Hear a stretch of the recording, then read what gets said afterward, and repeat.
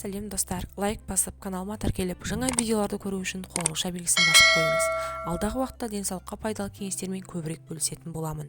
Бас ауруы әртүрлі себептерден болатын ауырсыну сезімі.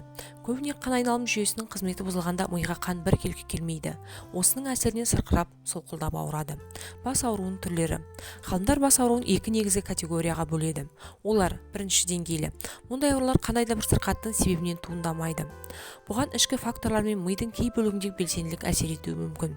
Мұндай бас аурулардың аса қатері жоқ. Екінші деңгейлі. Бұл аурулар белгілі сырқаттың немесе организмде процесінің симптомы болуы мүмкін. Екінші деңгейдегі бас ауруы адамдарға қатер тудыруы ықтимал. Енді бірінші және екінші деңгейлі бас ауруларына тоқталып өтсек. Бірінші деңгейлі бас ауруы, жүйелі бас ауруы. Бас ауруларының ішіндегі кең таралған түрі. Ол бастың екі жағында қамтиды. Кейде ауру сезім мойын және арқа бөлігіне де берілуі мүмкін. Әдетте бір орында қозғалмай жұмыс істеу және эмоциялық күйзеліс себебінен туындайды. Жүйелі бас ауруы 20 минуттан бірнеше сағатқа дейін созылуы мүмкін. Одан арылу үшін аспирин, парацетамол, ибупрофен сынды ауруды басатын дәрілерді ішуге болады. Мигрень. Мигрень ерлерге қарағанда әйелдерде 3 есеге жиі кездеседі. Ол бастың бір бөлігінен бастау алып, көз және шеке аймағын, одан кейін желкеге ауысады. Ауру сезімі қатты дыбыстан және жарықтың әсерінен күшейе түсуі мүмкін.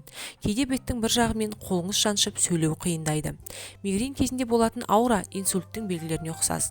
Егер мұндай жағдай бірінші рет орын алса, жедел жәрдем шақырған жөн. Қосымша белгілер болмаса, ауру басуға арналған дәрілерді ішіңіз.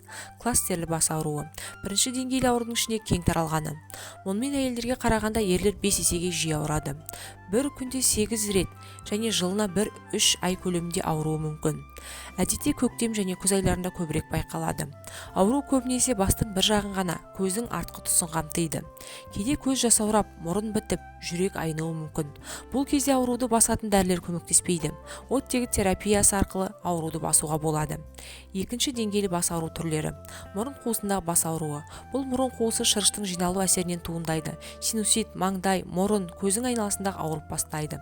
Басыңызды еңкейтсеңіз, ауру сезімі күшейе түседі. Ауруды басу үшін мұрынға тамызатын дәрілерді қолдануға болады.